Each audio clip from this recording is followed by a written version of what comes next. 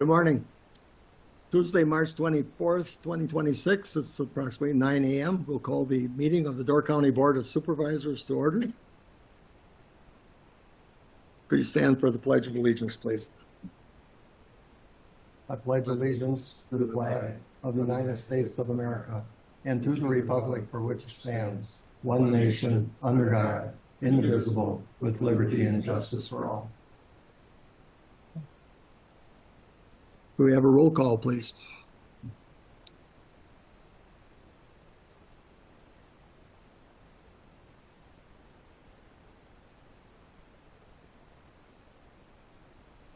It's a countdown. We're 7, 6, 5,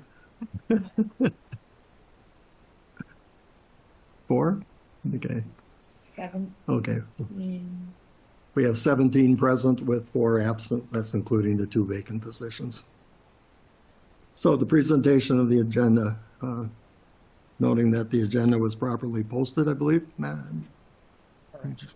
Okay. We have a motion by Jeancourt and a second by Thace to approve the agenda as presented. All in favor signify by aye. Correspondence, there was nothing in the packet, I don't believe. So public comment, we'll first go to the audience. If there's anyone in the audience that would like to make a public comment, please come up to the microphone in the back of the room and state your name and address. Is there anyone that would like to make a public comment in the audience? And for a third time, is there anyone in the audience that would like to make a public comment? Okay. Is there anyone online? Yeah. Sure. So anyone online, if you'd like to make a comment, please raise your hand and I'll give you the floor. For the second time, please raise your hand. And for a final time, if you'd like to speak, please raise your hand. Okay, seeing no indication, that would be the end of the public comment. We have no need for supervisor's response. We have the minutes of the February 24th, 2026 meeting in the packet. Okay, for approval of the minutes, we have Supervisor Jeancourt with the motion and a second by Supervisor Rubelard. Any discussion on those minutes? Otherwise, all in favor signify by aye. Opposed? Minutes stand approved. The County Administrator's Report. Mr. Pavick. Sure. So just for this month, I'd like this to maybe highlight, if you, obviously we track all the other county resolutions. It's been a little bit more active to start the year in terms of those that are happening. Just so you know, obviously we list all of those. And again, we have the referral committee that it's gone to. And again, those committees would be responsible for either taking action or recommending what should be done with those. And as you can see, a number of those went to admin, and we are working where we thought was appropriate. We are working with WCA for guidance as well. But again, just for reference, you'll see that there's definitely more activity to start the year. And again, this is how we're handling those. You can see how they're referred to those committees. Other than that, nothing else on the report is I'll go into. Okay, are there any questions regarding the report? Okay. Seeing none, we'll move into the resolutions. We have no pending business to update on. The resolutions 2026-10. Supervisor Thace. I'd like to introduce Resolution 2026-10, which is a proclamation for our Travel and Tourism Week, which is coming up in May 3rd to the 9th. This is usually an annual proclamation we put out in support of our tourism industry in Door County and the value that we know it brings to the county and the county residents. So Yeah, we have John Jarosh here to give us some information on Tourism Week. Good morning, everyone. Good morning, Mr. Chairman, supervisors, our county administrator, and dedicated staff that are here today. Shout out to you. Thank you all for consideration of the Travel and Tourism Week proclamation. By the way, I'm John Jarsh with Destination Door County, in case you didn't see my name tag. And really for the opportunity to share a brief update on the strength of our visitor economy here in Door County, really what it continues to mean for our communities and our taxpayers. As you can see in the economic impact fact sheet that's included in your board packet, in 2024, our visitor economy here in Door County generated $523.2 million in direct spending and contributed a total economic impact of $651.2 million across our local economy. That activity supported over 3,500 jobs, generated $53.3 million in state and local taxes.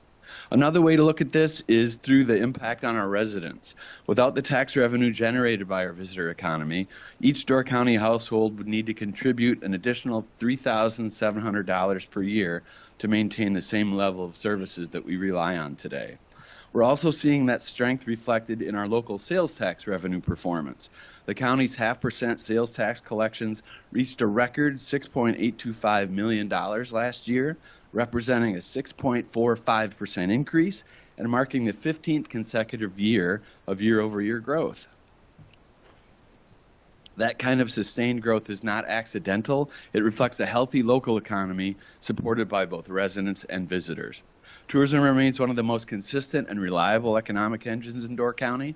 On average, the visitor economy generates about $1.4 million per day in spending, supporting local businesses, jobs, and community investments year-round.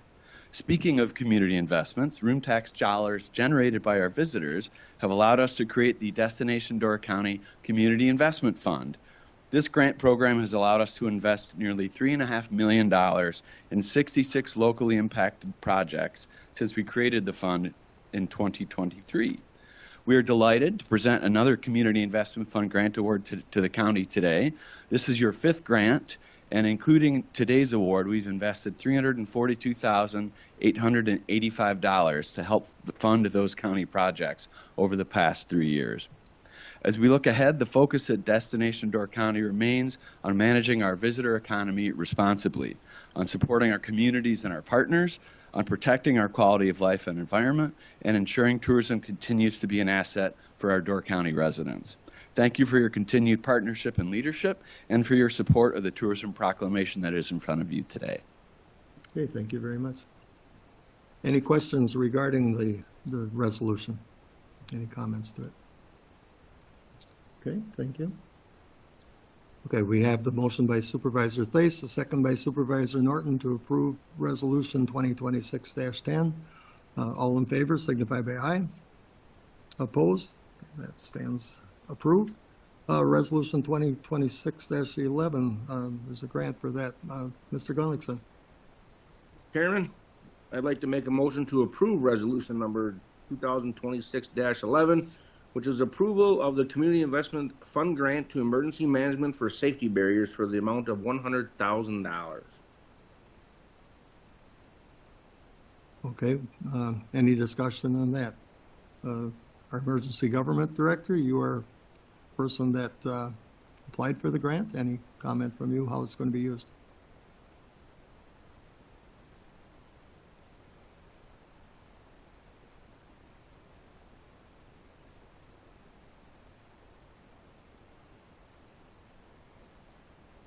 Good morning. Yes, thank you. So our safety barrier project is something that we went to RKIP last year with. So these barriers are designed to be mobile. They are put on a trailer, so 54 units per trailer. We'll look at getting 2 trailers. This will allow us to keep safe our festivals, our community events, our farmers markets, things that drive our tourism business here in the county, and protect not only our tourists, but also the people that work here, live here, and stay here. This is really kind of one of a kind, something that Door County is unique at. So we're doing something that just no other counties are doing, and that's that partnership between our tourism board and emergency management. So with these funds, we hope to get these trailers and start putting them into use right away for the festival season. Do you have any questions about that? Please, go ahead. Thank you for doing this. I'm just curious to know, is it any festival, or can people request them for a festival, or is it all the festivals in Door County, or are you kind of figuring that out still? Yeah, no, it's a great question. So obviously we want to get these out to as many places as we can and just protect the widest amount of people. So what we have planned is to kind of set up a council of public safety professionals, so fire, EMS, law enforcement, emergency management, Any requests that do come in, we'll kind of weigh those.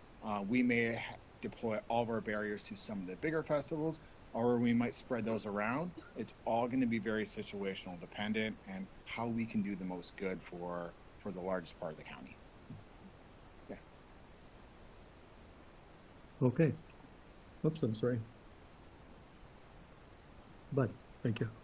Can you tell us when they'll be on site to use, when they'll be here? Yeah, fingers crossed. We're looking for right around Memorial Day for a delivery date. So they're actually made in Chicago. So we actually got the shipping and handling cut off. So we're going to actually go down there and get them as soon as they're ready. Mhm. Okay, thank you. So we do have the motion by Supervisor Gunlickson, a second by Supervisor Jean Court to Resolution 2026-11. All in favor, signify by aye. Opposed? Okay, that carries as well. Picture now? Okay. Okay. They need a picture taken here so they can present us the check, which is the most important part. Spend it all in one place. I actually do spend it all.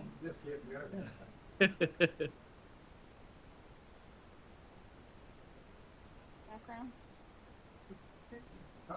Oh, no, Okay. All right, take a couple. Ready?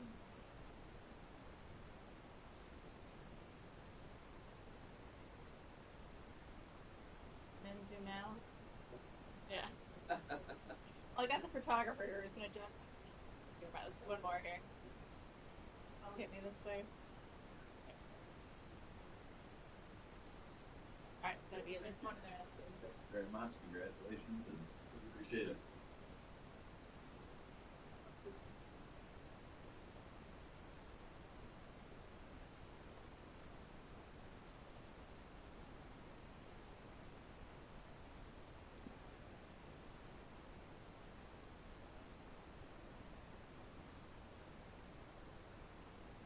Okay, Resolution 2026-12. Nissa, Thank you. I'd like to make a motion to approve resolution number 2026-12. It's a donation to the ADRC in the amount of $68,000. It has to deal with dementia care specialist. okay, are there any questions for Nissa, or we have some staff here, I'm not sure. Okay, pretty self-explanatory, I think. Okay. So we do have the motion by Supervisor Norton and a second by Supervisor to approve the donation to the ADRC. All in favor, signify by aye. Opposed? Okay, that carries. Resolution 2026-13. Supervisor Combs. Thank you, Mr. Chairman. I will move to adopt Resolution 2026-13 for financial assistance for the Onapee Trail maintenance through the DNR Recreational Trails Program for $28,633.60. Okay, are there any questions regarding the resolution? Any discussion? Supervisor Boltman. Thank you, Mr. Chair. I was just curious, could Wayne or, I don't know if Mark's here, just talk, I'm just curious, like, what kind of things that this pays for? Okay.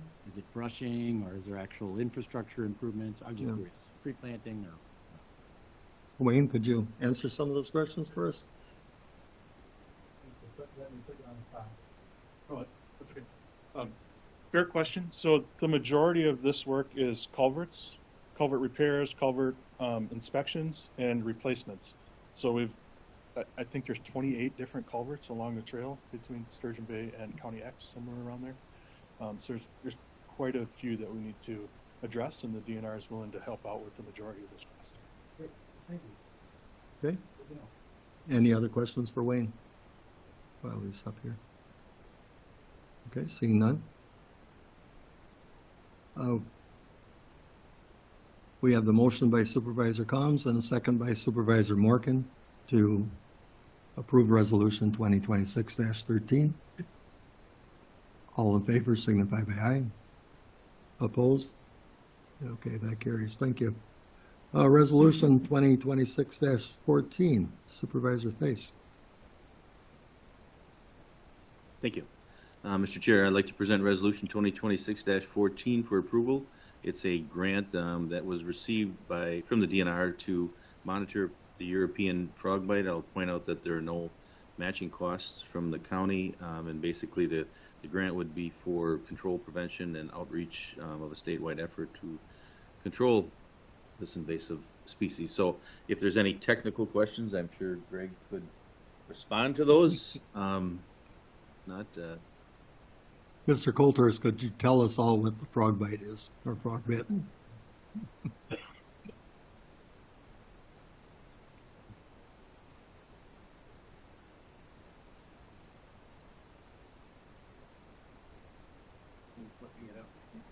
So European frog bit, it's basically a little tiny lily pad. They float around in kind of slack water areas like in the back of Little Sturgeon or Sawyer Harbor. And I think it was discovered here in Door County about 5 or 6 years ago. And we've been removing anywhere from 200 to 50 pounds of the frog bit, annually for the last couple of years. Last year, though, we did find 2 new sites. So it's important that we stay on top of this. And the primary removal is by hand because it floats around, very difficult to spray. So we collect it and compost it. Okay. Yes, go ahead. Spread the same way, like a boat to boat, kayak to kayak, paddleboard to paddleboard.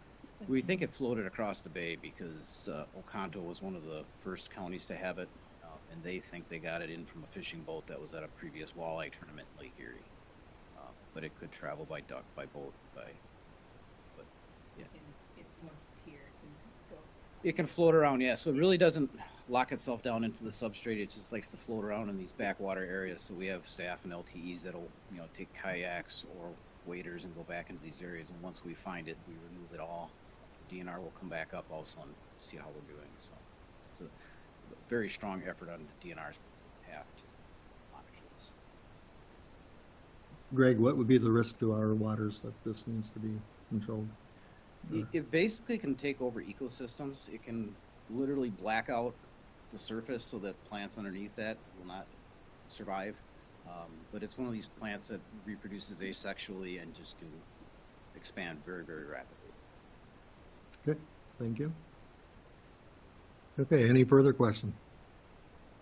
Otherwise, we do have the motion by Supervisor Thais and a second by Supervisor Boltman to approve Resolution 2026-14 to accept the grant. All in favor, signify by aye. Opposed? Okay, that carries. Thank you. Resolution 2026-15, Todd. Thank you, Mr. Chair. I'd like to present Resolution 2026-15 for approval. I'm glad Greg stays up there. It's about more bugs and plants, but it's a DNR grant for spiny water flea and starry stonewort prevention. It's a $32,000 roughly project. The DNR grant is for a total of $23,988, and it would require no new budget dollars, as the resolution says, as that would have came out of the operating budgets and some donation dollars. And Greg and committee did explain to us what those 2 invasives were, and I will let him do that again here today. Okay, so the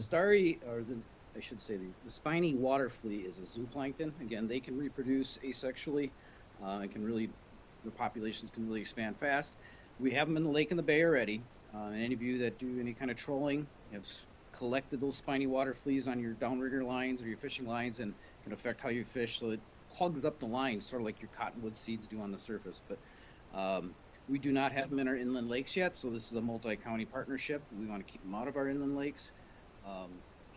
They eat other zooplankton, smaller zooplankton, so they're anywhere from a 1/4 inch to a 1/2 inch, and they have a long spine on them. So other fish really don't like eating them because of that spine. The starry starwort is a macro algae. Again, that can form very large mats at the bottom of the lake or bay, and again, they produce asexually as well. And apparently, it's an interesting fast fact on this: they're all males. So. Interesting, right? I looked it up and it's like, for whatever reason, the population here is all male. But again, we do have this in the lake and the bay, but we don't want it to get into our inland waters. look the same or different from, is there a native version? I'm not aware of one. Okay. They got these little white, I'm not going to pronounce it right, but they're sort of like roots that can fall off of the plant and then reproduce. Yeah, bulbils or some kind of that. Bulbils. I don't think we really have a native equivalent. Yeah, I don't think so. Hmm. It's an algae too, which is kind of different. Okay, any other questions? Otherwise, we do have the motion by Supervisor, the second by Supervisor Shaw to approve resolution 2026-15. All in favor of approval signify by aye. Aye. Opposed? Okay, that carries. The efforts to obtain these grants, I think, should be noted that it's good that the department is out trying to find available funds for these purposes. Okay, resolution 2026-16. Supervisor Thais again, please. Yes, thank you, Mr. Chair. I'd like to present Resolution 2026-16, which is a resolution which is fairly wordy, to request a sustainable transportation funding solution. I believe this is one that came to us and has been passed by other counties, and basically by approving this, we would sign on to the notion that the governor and the rest of the legislation take action in requesting some sort of sustainable transportation funding solutions. The second page of the line items lists the 4 bullet points of the things that, by signing on to this, we would be hoping that our governor and legislation do. So it's supporting the notion of the sustainable funding. Mhm. Technically, I guess if Ken or Sean want to bring further clarity to that. Well, it's been a topic at legislative days and for WCA to have all the counties try to get the legislature and then the governor to work on our funding for transportation. It's been a hot topic for a long time, and decisions haven't been made. It's not only an issue for the counties, but the other local municipalities as well. So I think some of those have been taking similar action. Ken, you have or that's nope. Okay. Okay. Any questions regarding the motion? Otherwise, we have the motion by Supervisor Thais, the second by Supervisor Miller to approve Resolution 2026-16. All in favor signify by aye. Opposed? Okay. Okay, Resolution 2026-17, Parks and Open Space Plan. Supervisor Combs. Thank you, Mr. Chairman. I would move to adopt Resolution 2026-17, adoption of the Door County Parks and Open Space Plan 2026-30. This has been in front of the Highway and Facilities Committee a number of times for review.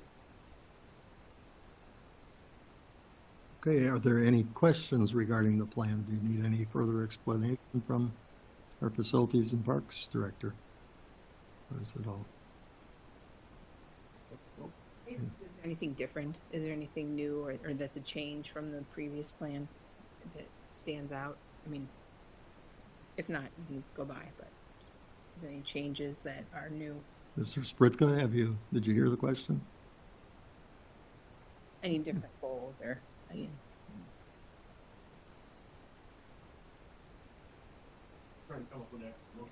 Okay, if there's not, I mean, I just, if there was some big change, we're doing it.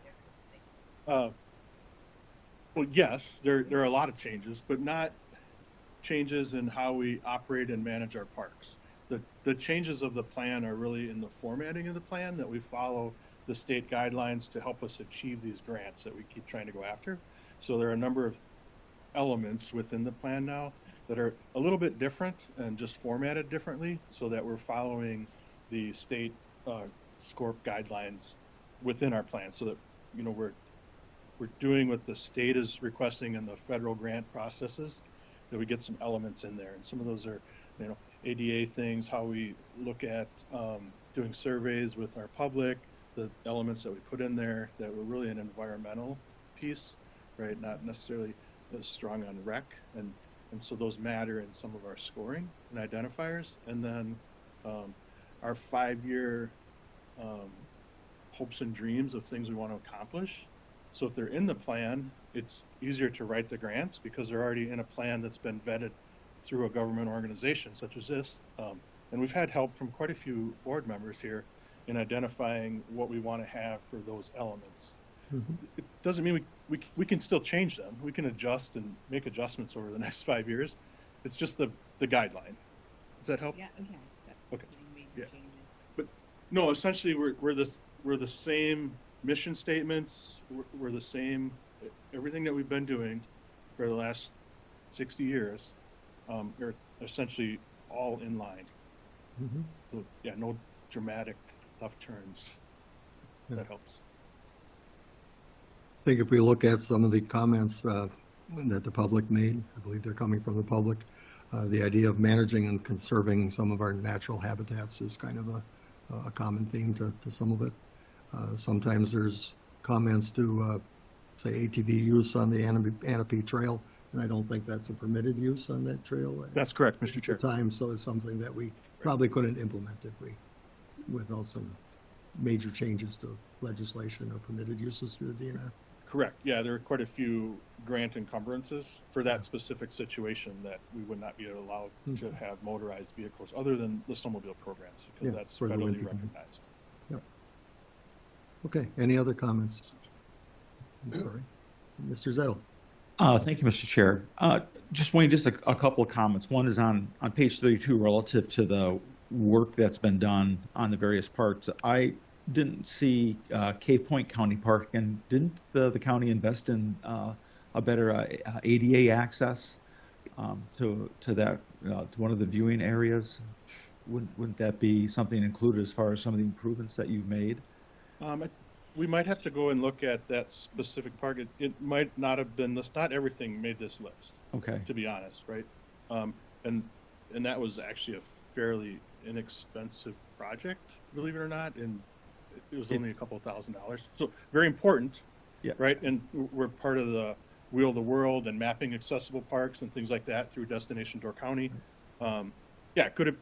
If the board wants to add it, we can add it before it's finalized. It's still draft form, essentially. I think it's just curious because that is the most used park, county park, right? So and there's been concerns about kind of it over abused. It was in some of the public comments regarding that. So I think it would be good to highlight, some of the investments you've made there, including the work to connect the trail from Cape Point County Park to the trail they established with Whitefish Dunes State Park. So it's, shows good collaboration as well between the county and the state relative to its park system. And then my last comment is relative to the survey. It didn't appear to me whether the goal was to just do it to residents only or to include, visitors. Do we know what the mix is on the survey respondents relative to they were year-round residents versus seasonal residents versus tourists? Do we have any kind of a breakout in that survey relative to the mix of those responses? I'd have to go back and look at the actual survey questions to understand, if there was something that had a check mark that said, I am not a Door County resident or I am. Yeah. I'd have to go look at that data. Okay, because I think that's just helpful for future planning relative to the feedback we're getting consistent with, the mission that we have stated up front.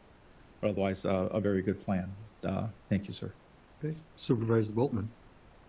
Thank you, Mr. Chairman. I want to thank Supervisors Hancock for the question because I think it was a good one. My impression and my understanding is that this plan is even more comprehensive than the last time. Is that fair to say, Wayne? I mean, because things were added. I know I had a good conversation with Mr. Moore, Mark, our parks manager, and our planner before he left, and they were working together on it. And we're very receptive to some comments that I was able to share, and a couple things that I was able to point out, kind of like you just did, like, hey, why is that not on there? Oh, we just didn't see it. And I think part of that is it just illustrates like how big our park system is, how many things we try to do, and how much we're able to accomplish with not that much. So I think it's a real credit to the Facilities and Parks Department. I also, in reading through this, I just appreciate all the potential we have to even be able to do more. So I think,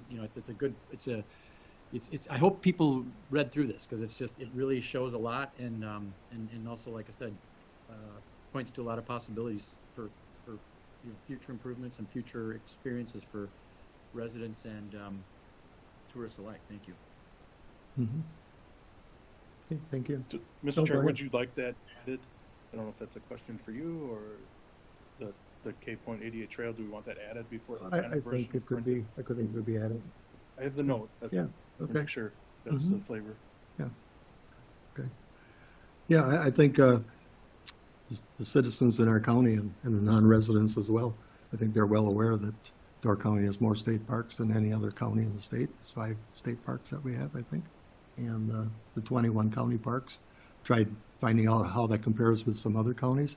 And I guess I didn't research it enough to get a definite answer. But as far as Cave Point, it's one of the 5 most popular state parks in the county, in the state as a whole. So certainly recognized by a lot of people.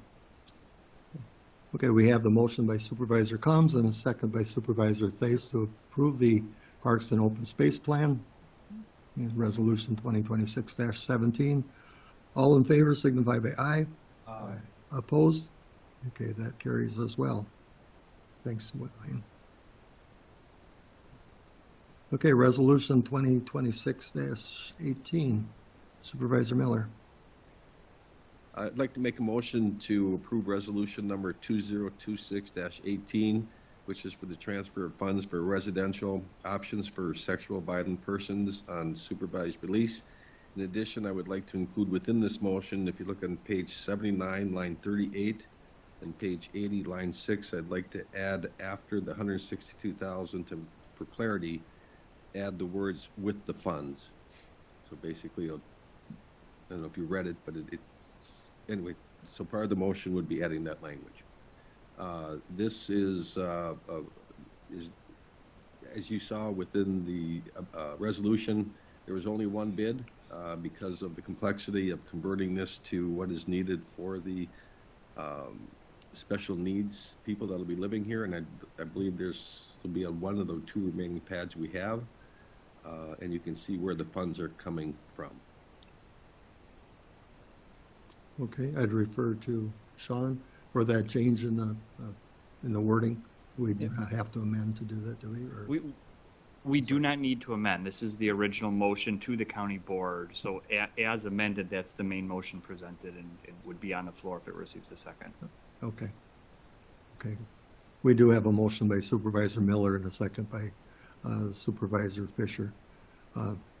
This similar topic has come up before for other buildings there, but if the board has any questions, why the program's in place or any explanation needed, now would be your opportunity to ask.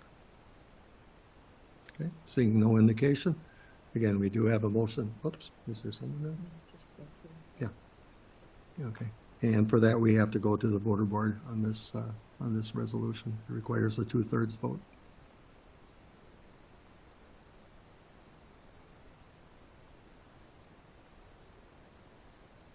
Okay, resolution 2026-18 is approved with a vote of 17 yes and 4 abstained.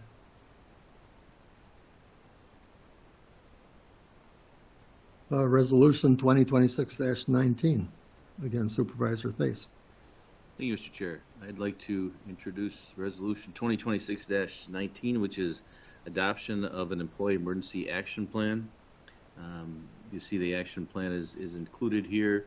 I'm sure Jeb would have the ability to answer any questions about this. As far as I know, I think this is kind of the initial approval of this plan. It's not existed before. This is an evolution of possibly, some of the things that we've been concerned about in terms of safety of our people and training. So it covers a number of topics. And Jeb, if you want to further explain that or supervisors have any questions, feel free. I'm going to start out with one question, and that is that all over in here it does mention this is the 2/24/25 version. So is this true? Is this like the year ago version, or is that a misprint? So this version came about in 2024, 2025. So that is when the plan was first adopted here. And then since then, there has been some revisions, most notably the building notification. So that was the recent add to the plan. And that is actually something that came from the employees themselves, wanting to have more situational awareness about things that are happening in the building. That way they can protect themselves and take appropriate actions while just knowing that something is happening in the building. And so we kind of break that down into several different notifications: the building hold, building lockdown, evacuate, and shelter. The hold is just simply, the police department or EMS have been called. We ask people to just continue working as usual, but dispatch will let them know, hey, there's an incident, the building's on hold, very similar to what the schools do. And then that way they can know, okay, I'm not going to go out to the bathroom right now, or I'm not going to go check the mail right now. I'm going to avoid the hallways and public spaces until that hold's resolved. And then a lockdown is what it exactly is. It is a lockdown. It is an active threat. We want people to take those precautions and keep themselves safe inside the office. And then the shelter and evacuate are for certain circumstances that happen, whether that is a tornado with shelter, or a fire or chemical spill for evacuate, where dispatch again will come on over the loudspeakers and let people know, hey, these are the actions you should be taking. And then they will update them as the situation progresses, and then give them the all clear when it's over. I guess to answer your question, if I have the correct knowledge, is that this action plan, some of it is the result of the department heads and so forth working on safety in the building, but others is part of your role as emergency government director for other possible incidents that could occur here. And with the approval of this resolution, it is the adoption of the plan as well. So it's Yes, and it can be amended or added to as That's the correct. security committee continues working. That's correct. Does that answer your concern somewhat? Oh, great. Go ahead. Might be the cue for me though. Oh, you're Okay. And so the question I do have is in Appendix A, it really doesn't talk about the frequency of the training. What are you foreseeing? Is this like an initial hiring training, or is this an annual documented training? Because many of the topics that are in here in my previous life are part of an OSHA requirement for annual training, those types of things. So what's your frequency cadence, and is that something that should be added to this? And maybe I missed it. What's your frequency? No, it's a great question. So the way we have it set up right now is first day, one of the first meetings employees have, this is one of the first things they are handed to them. They are asked to review it, but also go over with their department head, because every building's going to be different, right? So the department head should be their first point of contact, and then help them get familiarized with, hey, where's those AEDs? Where your fire extinguishers are? Where's your shelter in place?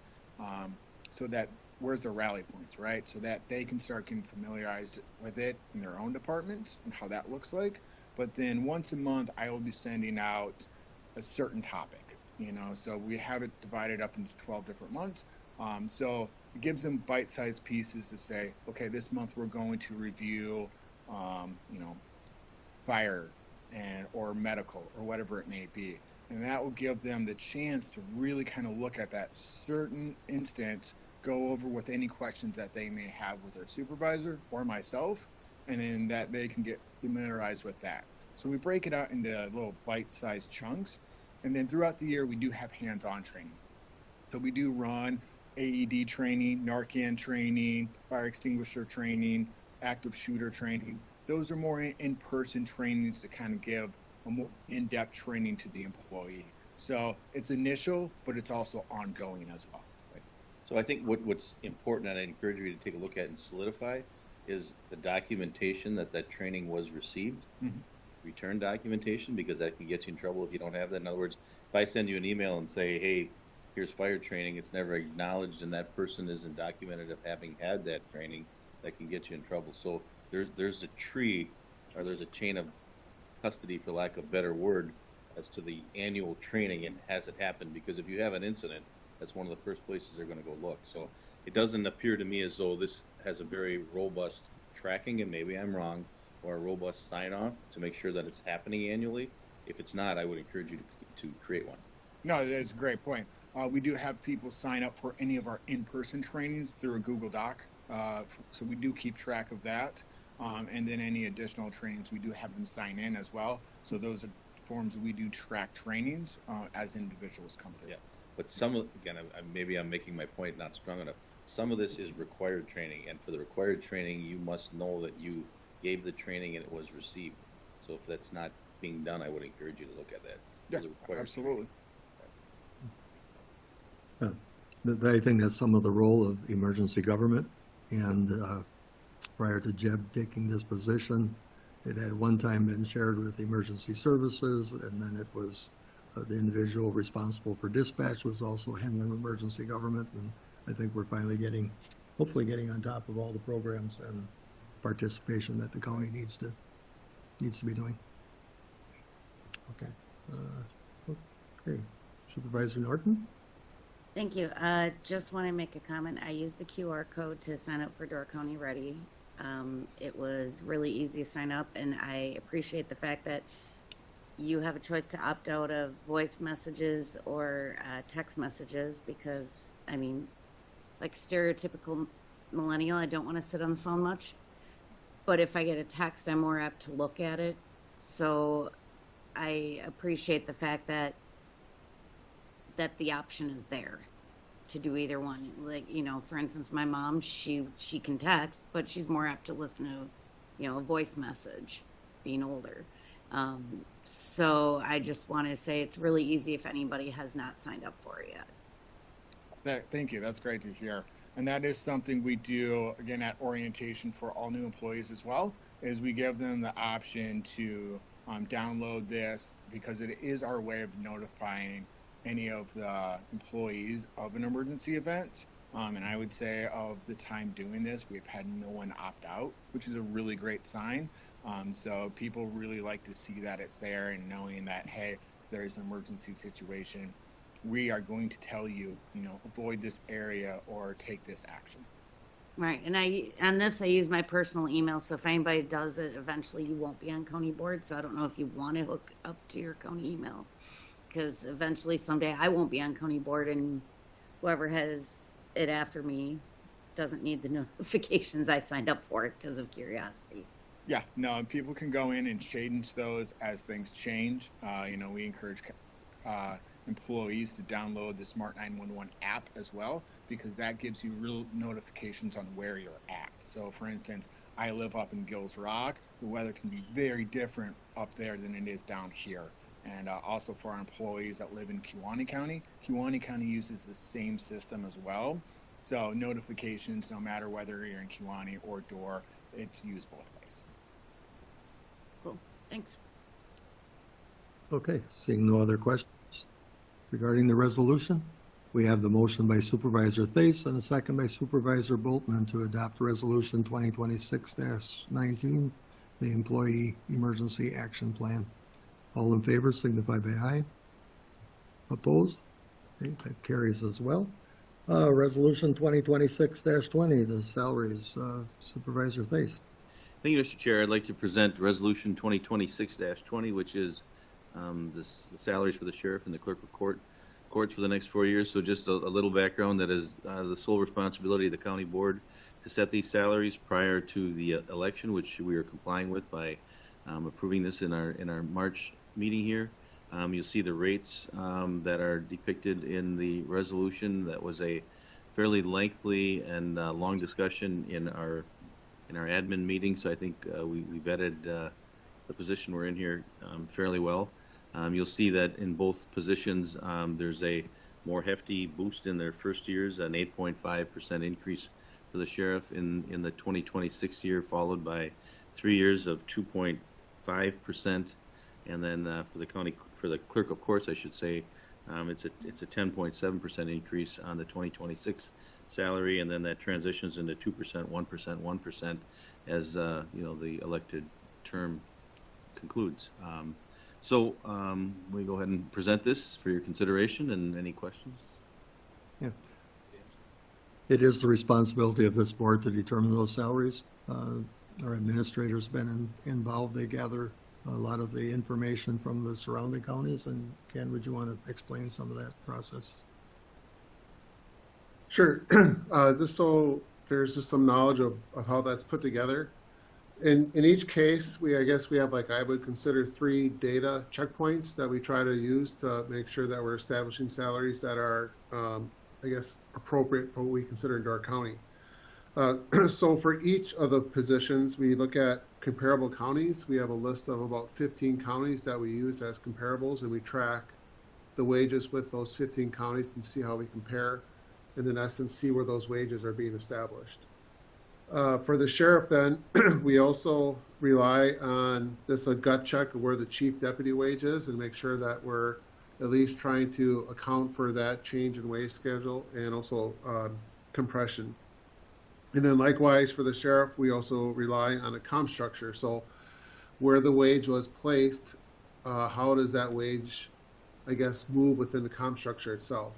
And we try to track that, and that's used to help reset that wage every 4 years.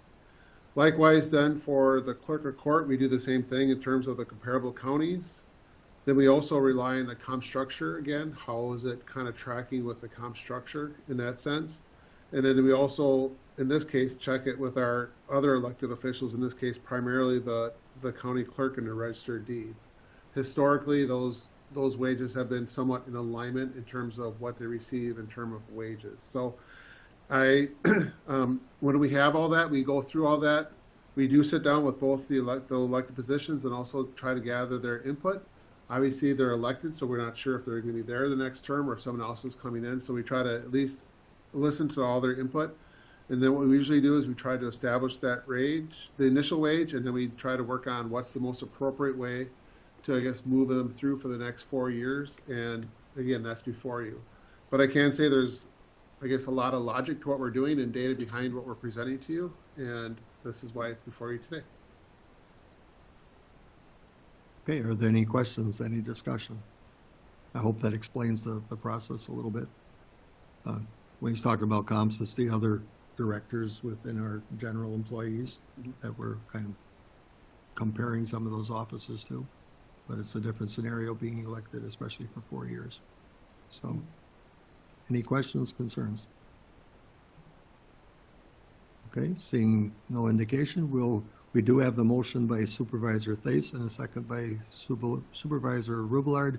I'd ask that you go to your voter boards on this particular resolution.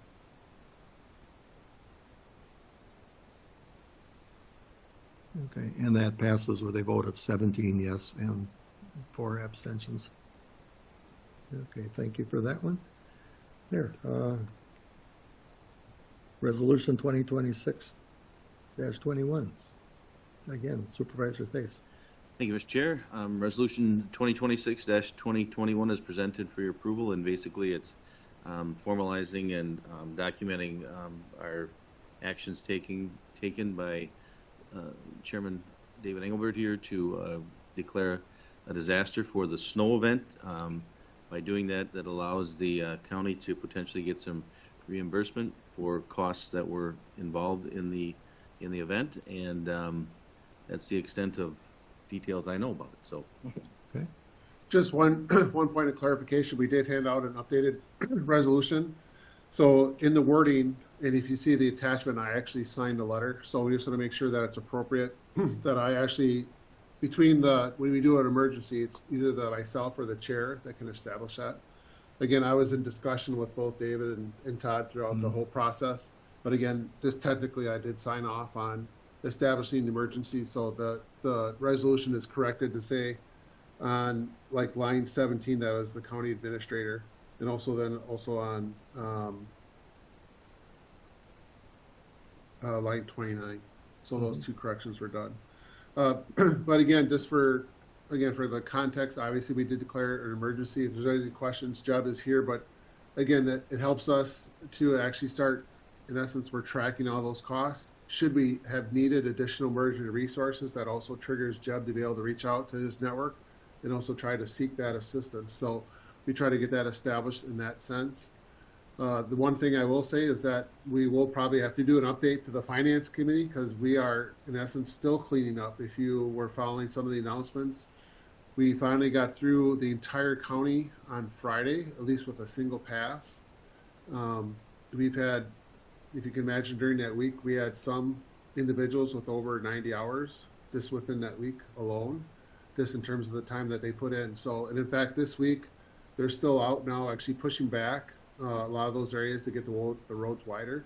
So in essence, we're still in cleanup. So from a snow standpoint, there is going to be some significant costs for this in our event. So it's obviously going to have a fiscal impact on us, pretty significant in terms of our, if you recall, so what we do as a county, even though the highway department's an enterprise. So in essence, we are buying services from our enterprise for all those services. So this storm will be a very expensive storm for us in terms of the fiscal impact on us. So, but again, just the context, just by doing this declaration, it just gives us the ability to not only track the expenses, but then again, provide additional resources should we need them, but then also to hopefully if there is any assistance that we can get, we'll get that. So, but Jebs also can add in more detail if you'd like. Yeah, I want to thank the administrator for taking the initiative of some of this. I wasn't always available like he is here at the building or through the, but Jeb. Yep. So we declared an emergency for kind of two reasons. One, of course, is to have access to additional outside resources, state resources, if that need was there. I did have a conversation with that, along with the Department of Transportation Secretary of the state. We kind of walked through different options. At that time, you know, Dad was like, nope, we don't really need any outside resources. He's like, what we need is it for it to stop snowing and the wind to stop blowing. Eventually it did, right? So they did an absolutely fantastic job out there plowing the roads, not only for everyone that was out there, but also all of our emergency vehicles, because, you know, we all had the same problems, right? Ambulances could not get down the side roads to calls. Fire trucks could not go down the roads because they weren't plowed. WPS couldn't fix the lines because the roads weren't plowed. So we were all running into the same problems and asking for the same resources. So they did a really good job. And also a lot of people from the community stepped up, right? We were running an EMS call in Sister Bay, and some guy showed up with a skid steer and plowed our road. You know, we were probably going to wait 30 minutes for a plow truck to come out. So a lot of people stepped up, and I really want to thank them for that. For the funding options, there's two funding options. One is the federal option, so FEMA public assistance. That is the avenue we went down first after the August 9th storms. One of the things we were knocked on last time is we didn't declare an emergency. That is something they look at. It's not something as a prerequisite, but it is something that they do take into consideration. So we wanted to make sure we had that in place as well. They're still tallying up the costs, and so are we. So that threshold is a lot higher. For about the state, it's around 16 million, 14, 16 million. So we'll see if we get there. The other option, the more likely option, is we go with the Wisconsin Disaster Fund. That's like the FEMA Public Assistance Fund, but for a state-run system. That is something we've accessed since I've been here, probably every 6 months. Sorry, I don't know if that's on me, but we've been able to get hundreds of thousands of dollars, not only for smaller communities, but the co-ops on the island, and we've been able to get a lot of funds through the state. For Door County in general. So that's something we are actually currently working with municipalities for the August 9th storms right now. And those same communities are probably going to be looking at that Wisconsin Disaster Fund for this snowstorm as well. Our threshold is around $150,000. I think we'll surpass that. With snow, it's a little different. So August 9th, it was like debris, right? So clock all your hours for regular time, overtime, machine run time. So if you have a backhoe, it's like $30 an hour, right? So with snow, it's a little different. Snow, they don't like giving that out. One, you have to hit like a record snowfall or be within 10%, which we succeeded. So that part we have done. The second part is our initial response window is much smaller. So they're only going to do overtime, machine run time, and then pretty much within a 48-hour window of that incident. We can set that 48-hour window. We can kind of pick whatever we want. The county can pick one window, the city of Surgeon Bay can pick another, but once we kind of set those are set. So that application process, I'll notify the state within the next 30 days if we want to be applicants, and then each municipality can be an applicant if they meet their threshold. Their threshold is $4.86 per their population. So for us, it's a much higher threshold than it is, let's say, the village of Ephraim with 385 people. So for the smaller villages, it's a much easier threshold to get. That's why they very often kind of are applicants for that. And it's much harder for us as the county to kind of get that. So we'll be working through those avenues with the state, seeing what's our best options, but there will be a chunk of money that we're going to have to pay ourselves. That reimbursement process is only like a 70-30 split, 30% us, 70% the state. So even with that, you know, all this stuff outside of it, you know, they're still hauling snow today. That's probably not going to be in it. So expect some expenses from the county. But do you have any questions about that process or the declaration itself? Okay, not seeing any question, oh, okay, I'm sorry, we got hold, they're not showing up on this screen, I gotta look at the other. Supervisor Rublard. Please. The highway department, to the EMS, all those people that did such a great job of cleaning us up and taking care of matters. And I just want to make sure that they are thanked profusely. They did a wonderful job. Mm-hmm. Okay, Supervisor Boltman. Thank you, Mr. Chairman. Jeb, I was just wondering, you mentioned kind of how, you know, the kind of the hierarchy of how some of these funds might be recovered.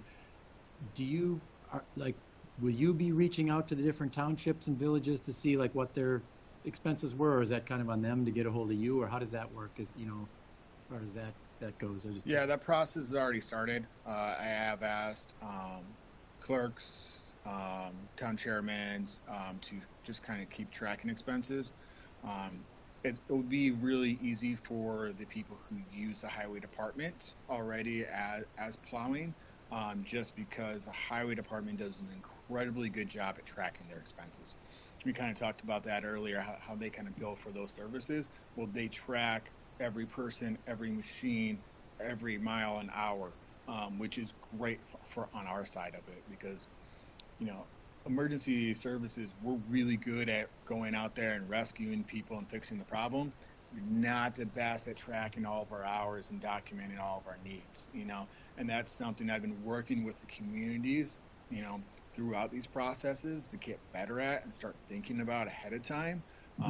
But that's kind of like in the works. But yeah, I'll be in contact with them some more as we kind of start figuring out those numbers and seeing who may qualify, who may not, and what kind of expenses are eligible. Thank you for the explanation, and to echo Supervisor Robillard's comments, I mean, I think everyone did, from my perspective, did a pretty spectacular job. So, I mean, it was, you know, it made me, I mean, I live right on 57, so I was never, you know, worried or feeling bad, but I you know, just in general, like just the sense was that we were all being well taken care of. Thank you. Mm-hmm. Okay, Supervisor Thais, I didn't mean to pass you if you had a question. Our departments that went forward and went above and beyond, and so it's similar to Mr. Boltman and Mr. Robillard. But you know, every now and then you sit back and you are more thankful than other times about the quality of people you have, because you think about the level of management that has to go into managing this kind of a situation. What emergency is more emergent than another? What, you know, dead end road is more emergent than another, and what ambulance is more important than another? That all takes action. So you sit back and you think about all what went on, and you look at the quality of the people, and I think it just speaks volumes to the kind of a community that we have, and folks that are willing and ready to step up when it is their time, rather than packing it in and looking at it out the window. You know. Mm-hmm. I think the comments are well said, well deserved. I think it's certainly all the county departments, but I want to recognize the local fire departments and the EMS people too, that are, and even just the neighbors that are out there trying to make sure their neighbor is taken care of. Are they out of power? Do they need help? And it's a whole community effort. So, okay. Okay, Bud? Before the storm started, the sheriff's department called Liberty Grove and asked them what our plan was for the event coming up. We got together with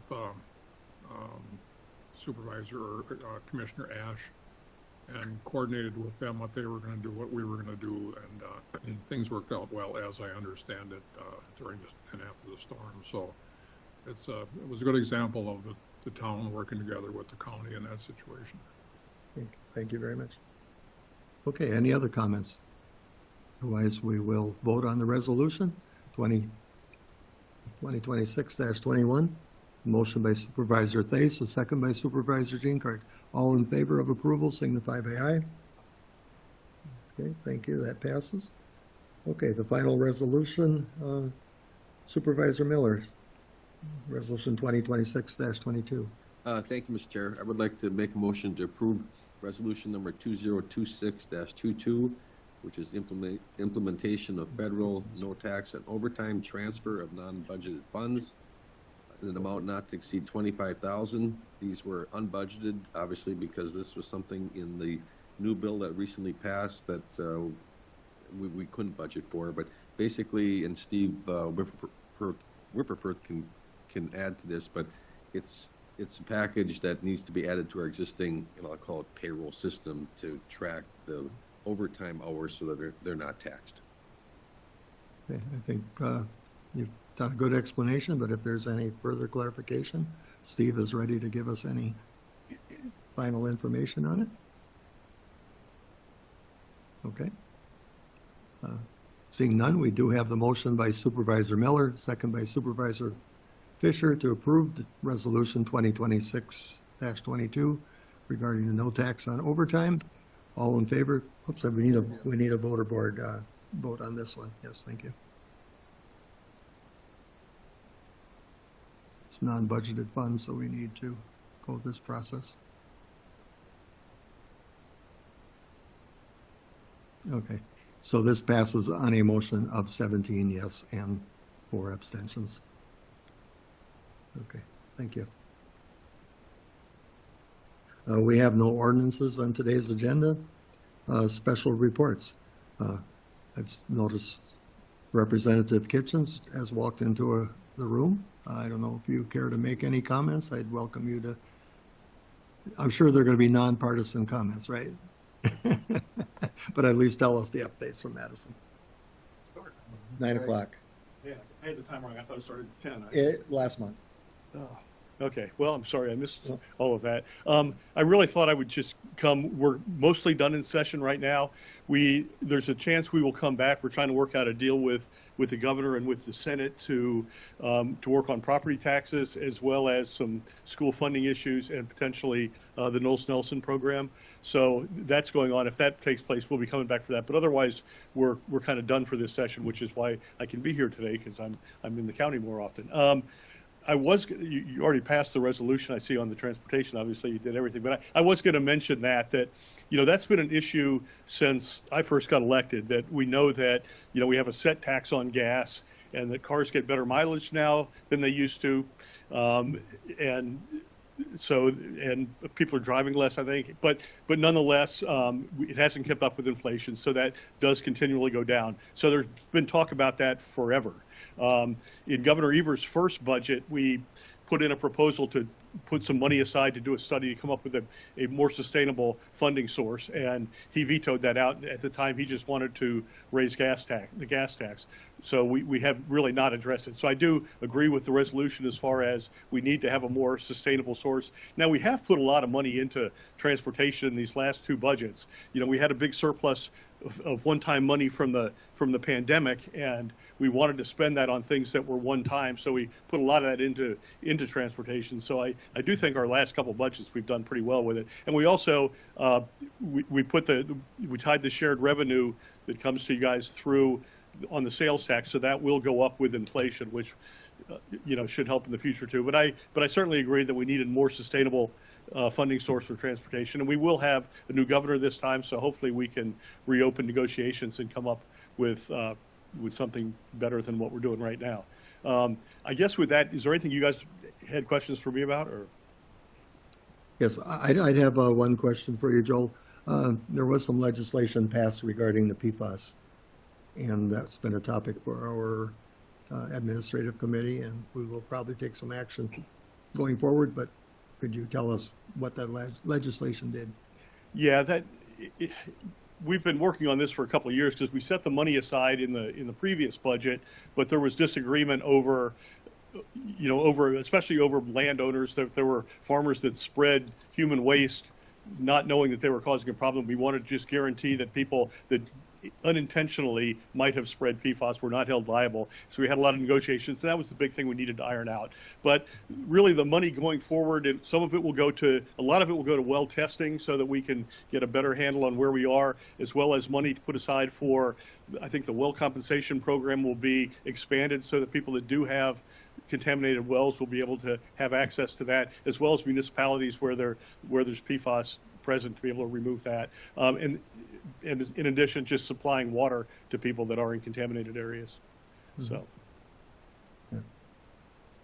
Anything else anybody Don, want? do you have any comment? I mean, I think you can explain better than I was, perhaps. This ties to what we were looking at, but it was also a class action to sort of sue.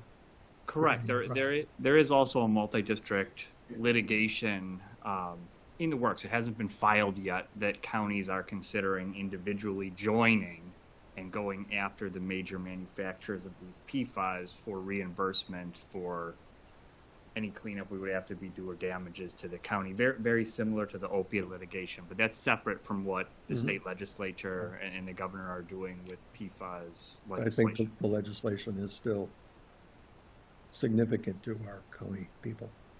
Yes, absolutely. This is a significant issue that at least personally I'm very happy the state is taking a look at, and we as counties can do more individually to try to recoup some funds to protect ourselves as well. Okay. Yeah, it is an issue that it's surprising I don't hear more about it in Door County because we are very close to, obviously, Marinette, Menominee, and other places that have serious contamination. So I'm glad you're working on it. Yeah, those counties have businesses that were manufacturing, I believe, right? Yeah, and testing the firefighting foam up there. So that's one of the real hot spots in the country, really. Mm-hmm.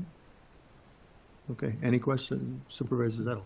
Yeah, just following up on the PFAS, we're, of course, a proactive county when it comes to protecting groundwater. And with the private well testing that we've commissioned for looking at emerging contaminants, we've actually have found, as you know, and reported here to the county, some hotspot areas with PFAS.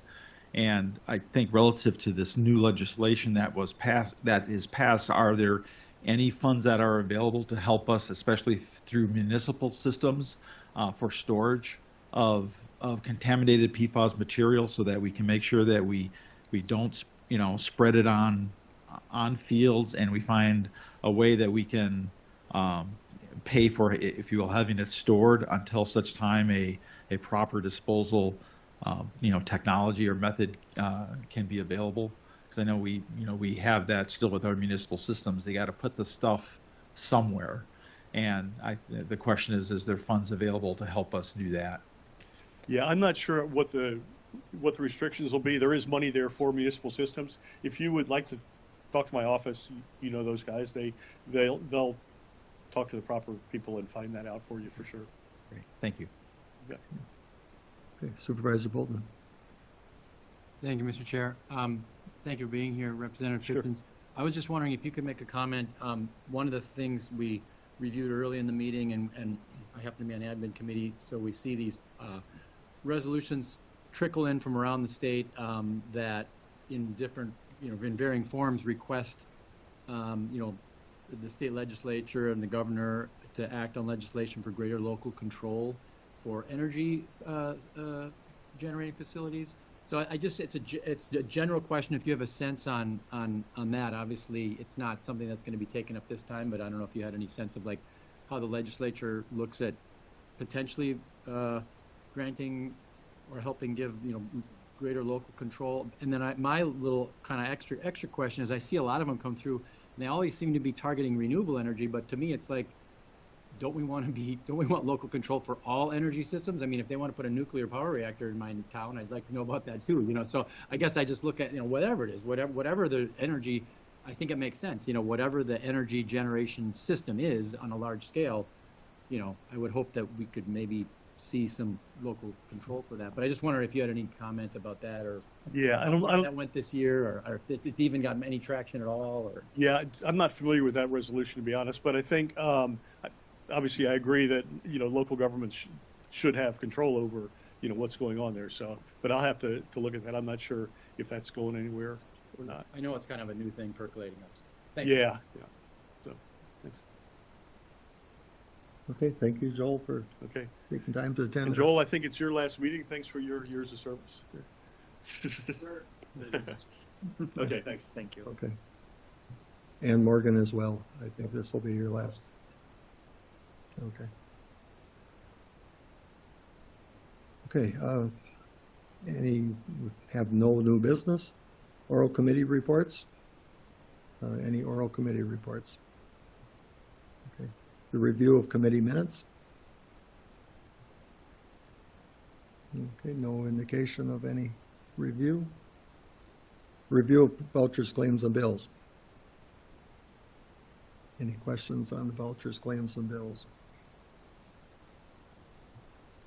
Okay, announcements. Well, we do have a lunch today at the ADRC. Maybe Ken can explain that a little bit more, the details, the planning for it, or Sure. We have, go ahead, Ken. Sure. So we have, obviously, those that signed up, we have lunch planned for you. They'll serve at noon, so we're ahead of schedule for sure. But you can show up. I know at around 11 they start serving coffee and that thing, and there's going to be some tables set up. So please feel free to attend. Likewise, towards the conclusion of lunch, probably around, let's say 12:30, 12:40, we'll watch where everyone's at. We're going to be doing a tour of the ADRC and then EMS and then also the parks facility. So the department heads will be there. They'll kind of just guide you through and walk you through. It's not going to be a long tour, but again, we thought you might be interested since you're on site to look at those facilities. So that is all set up. So we hope you enjoy your lunch and enjoy the tour of those that are attending. If you don't mind, since I have the floor as well, just a kind of a reminder for April, just the format. I know Jill sent out the calendar, but just to kind of get you prepared for it.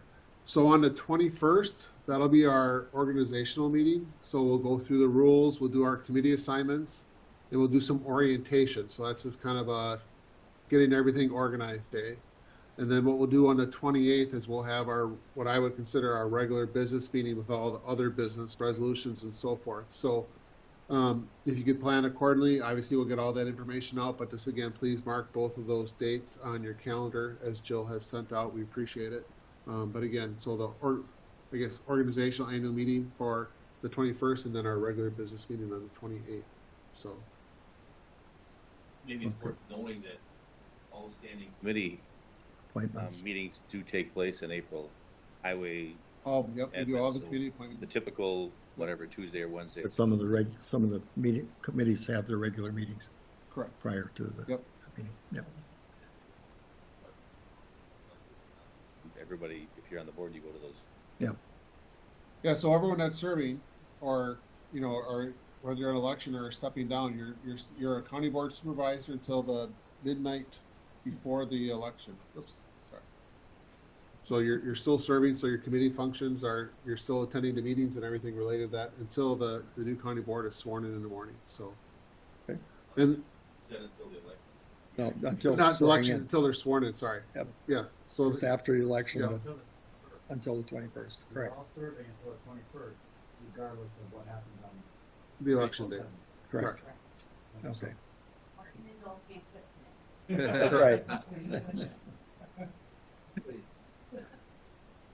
Okay. So, and if I could, just because I feel it's one of those things that's kind of awkward. Those are running. I know there's some seats that are closed. I wish you all the best of luck, but it's one of those situations too where we have two that aren't running, so we know that. And I know we always do the resolution after the fact, but they're here. So I'd like to, again, also thank Morgan and Joel for your service and all of you for your service. I think it's awesome that you guys are, again, serving the public and all the county for everything that you do. But again, just for the years of service that both Joel and Morgan have done, I'd just like to personally thank you. It's been a pleasure working with you. So thank you very much. Thank you from me as well. Okay. Announcements. I guess we have a newlywed in the room. Is that correct, Mr. Combs?